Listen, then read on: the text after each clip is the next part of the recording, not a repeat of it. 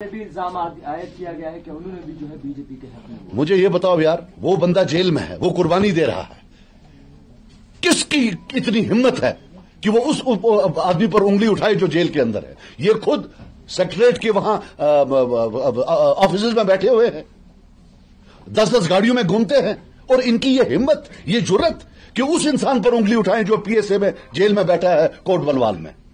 There is a limit to shamelessness. और ये जो इनके मेंबर परसों वहां एहतजाज कर रहे थे असेंबली में, वो ड्रामा था। आप बताइए ना प्लीज, इन्हें एहतजाज किया परसों या नहीं? वो जो प्लेकार्ड लेकर बैठे थे वो क्या था? मतलब 2 दिन पहले महराज मलिक साहब एक हीरो थे और आज जीरो हो गए। ये है नेशनल कॉन्फ्रेंस। नेशनल कॉन्फ्रेंस वालों को यह बता दूं कि वो पीएसए में अंदर हैं, पीएसए लाने वाले आप, हजारों लोगों को पीएसए में डालने वाले आप। आपको क्या पता है जेल क्या होती है? आपको जब बंद रखा 2019 में, हम तो सब होटल में थे। आपको क्या पता कोट बलवाल क्या होता है? आपने तो लोगों को वहां भेजा है, कभी बैठा नहीं है वहां। ये महराज मलिक जानता है कोट बलवाल में बैठना क्या होता है।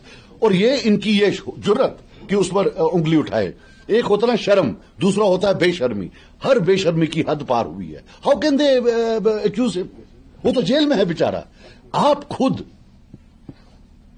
10-10 गाड़ियों के काफिले में घूम रहे हैं, अय्याशी की जिंदगी जो है बिता रहे हैं, and you have the nerve to accuse a person जिसको जो है होम मिनिस्ट्री है जे&के की, जो हमारे हाथ में नहीं है, उन्होंने पीएसए में उसको बंद रखा। आप रो रहे थे पिछले 4 महीने से, 3 महीने से, तो सब झूठ था। फिर परफॉर्मेंस नहीं, वो तो फिर परफॉर्मेंस की अलग छोड़ दे। लेकिन मैं ये बात बता रहा हूं, हाउ डेयर दे अटैक महराज मलिक?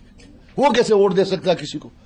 अगर उमर साहब आला किस्म के एक्टर हैं तो एलओपी साहब भी कोई कम एक्टर नहीं है, वो भी जबरदस्त एक्टर है। एक्टिंग में दोनों की बड़ी महारत है। हम ऐसी बात नहीं, मैं दोनों की इज्जत करता हूं, लेकिन एक्टिंग में दोनों जो हैं, लगता है वो मुंबई में होता ना एफटीआई, वहां से पढ़ के आए। सर, कांग्रेस की सारे रूल को कैसे देखते हैं? उन्होंने पहले कहा सेफ सीट नहीं मिली, फिर ऐसा लग रहा था शायद वो पोलिंग में हिस्सा भी नहीं लेंगे, लेकिन बाद में उन्होंने कहा, हाईकमान ने हमें कहा है कि पोलिंग में हिस्सा भी लेंगे। और कल जिस तरह तारीख में कला साहब का ट्वीट भी आया, वो तनुज भी था, और वहां पे जो है उन्होंने जो है इनको कॉन्ग्रेचुलेट भी किया।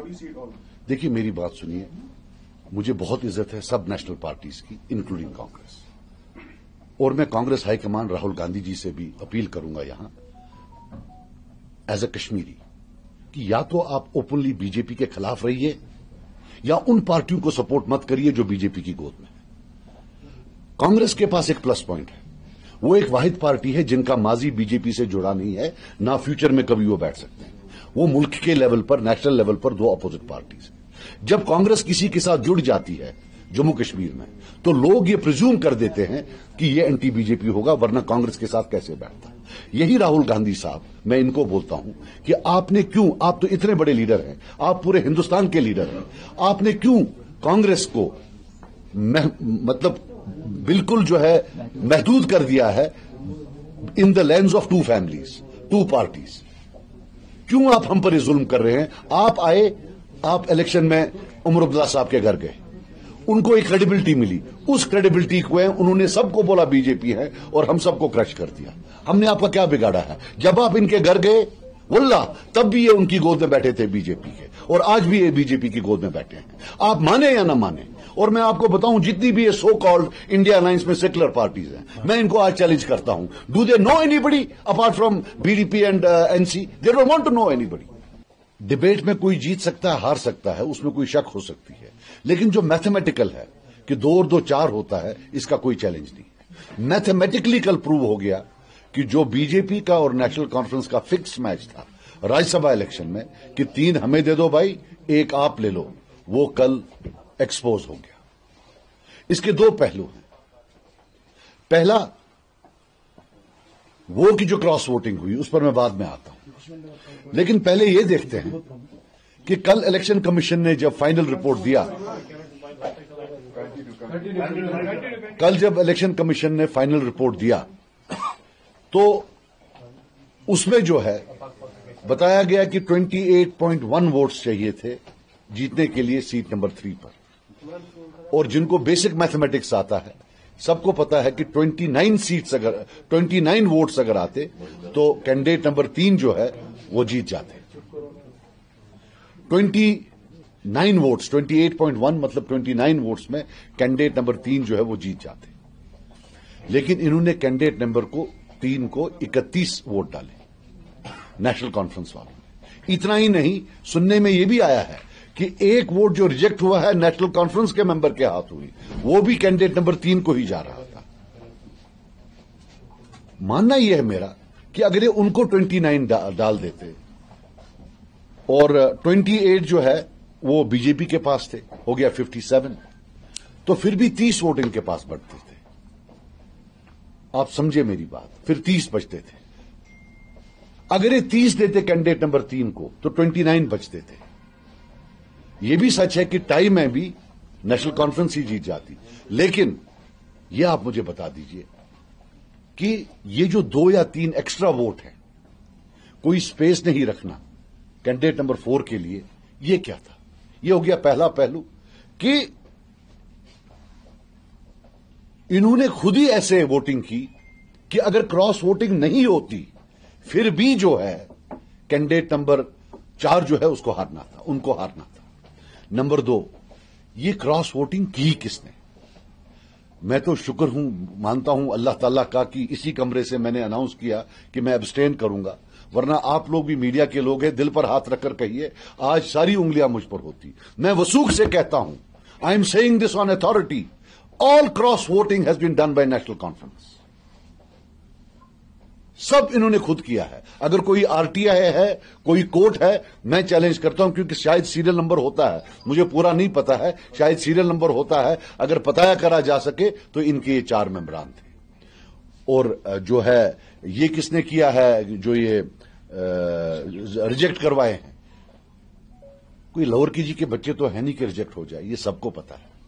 बच्चे तो है नहीं किंडरगार्टन के कि इनको रिजेक्ट हो गया, ऐसा हो नहीं सकता है। 7 मेंबर अभी आपके जो हैं सीधे सीधे आपने गिफ्ट किए हुए हैं बीजेपी को। तो मैं ये कहना चाहता हूं फिक्स्ड मैच है, और ये वो पार्टी है जिसने सब पर उंगली उठाई इलेक्शन से पहले कि सब बीजेपी हैं और वो एक बीजेपी के खिलाफ है, और आज हमने उनको रंगे हाथों उनकी गोद में पकड़ा, गोद में बैठे हुए हैं, उनकी टोटल गोद में बैठे हुए हैं।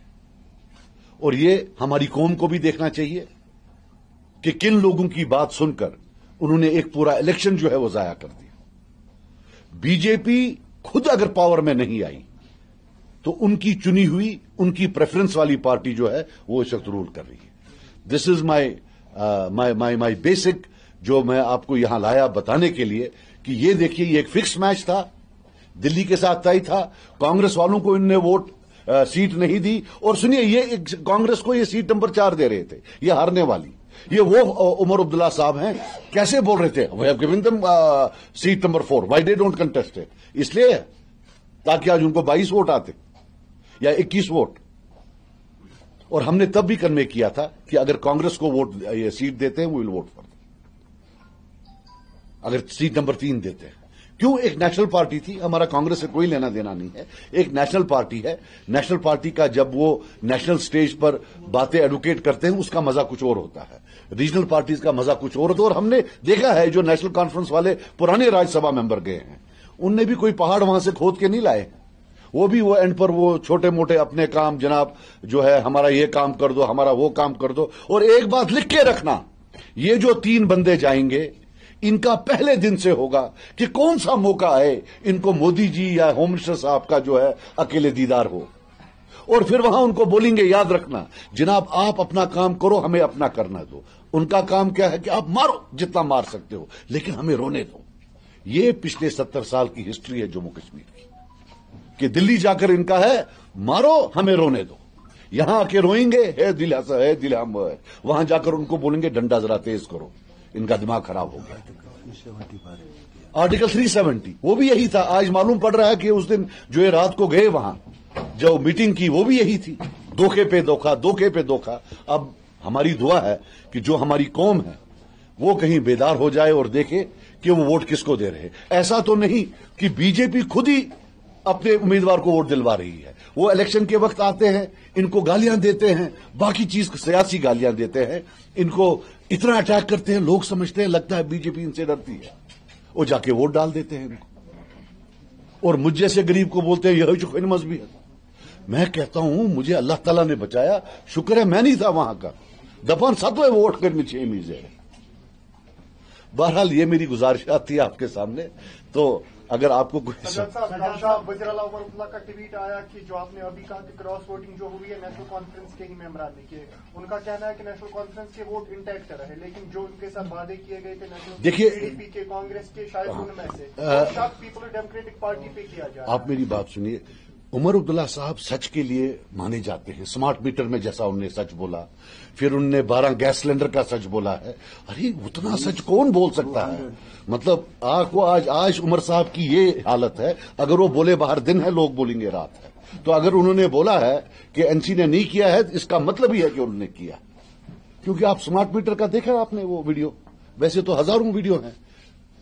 अब यह है कि वो पहले थकेंगे झूठ बोलते बोलते, या कौम पहले थक जाएगी सुनते सुनते, अब वो है और कुछ नहीं है। महराज मलिक ने भी इल्जाम आयद किया गया है कि उन्होंने भी जो है बीजेपी के हक में। मुझे ये बताओ यार, वो बंदा जेल में है, वो कुर्बानी दे रहा है, किसकी इतनी हिम्मत है कि वो उस आदमी पर उंगली उठाए जो जेल के अंदर है? ये खुद सेक्रेटरीट के वहां ऑफिस में बैठे हुए हैं, 10-10 गाड़ियों में घूमते हैं, और इनकी ये हिम्मत, ये जुर्रत कि उस इंसान पर उंगली उठाएं जो पीएसए में जेल में बैठा है, कोट बलवाल में। There is a limit to shamelessness. और ये जो इनके मेंबर परसों वहां एहतजाज कर रहे थे असेंबली में, वो ड्रामा था? आप बताइए ना प्लीज, इन्हें एहतजाज किया परसों या नहीं? वो जो प्लेकार्ड लेकर बैठे थे वो क्या था? मतलब 2 दिन पहले महराज मलिक साहब एक हीरो थे और आज जीरो हो गए। ये है नेशनल कॉन्फ्रेंस। नेशनल कॉन्फ्रेंस वालों को यह बता दूं कि वो पीएसए में अंदर हैं, पीएसए लाने वाले आप, हजारों लोगों को पीएसए में डालने वाले आप। आपको क्या पता है जेल क्या होती है? आपको जब बंद रखा 2019 में, हम तो सब होटल में थे, आपको क्या पता कोट बलवाल क्या होता है? आपने तो लोगों को वहां भेजा है, कभी बैठा नहीं है वहां। ये महराज मलिक जानता है कोट बलवाल में बैठना क्या होता है, और ये इनकी ये जुर्रत कि उस पर उंगली उठाए। एक होता है शर्म, दूसरा होता है बेशर्मी। हर बेशर्मी की हद पार हुई है। How can they accuse him? वो तो जेल में है बेचारा। आप खुद 10-10 गाड़ियों के काफिले में घूम रहे हैं, अय्याशी की जिंदगी जो है बिता रहे हैं, and you have the nerve to accuse a person जिसको जो है होम मिनिस्ट्री है जेएंडके की, जो हमारे हाथ में नहीं है, उन्होंने पीएसए में उसको बंद रखा। आप रो रहे थे पिछले 4 महीने से, 3 महीने से, तो सब झूठ था। फिर परफॉर्मेंस नहीं, वो तो फिर परफॉर्मेंस की अलग छोड़ दे, लेकिन मैं ये बात बता रहा हूं, हाउ डेयर दे अटैक महराज मलिक? वो कैसे वोट दे सकता किसी को? सज्जाद साहब, आप कैसे पीडीपी का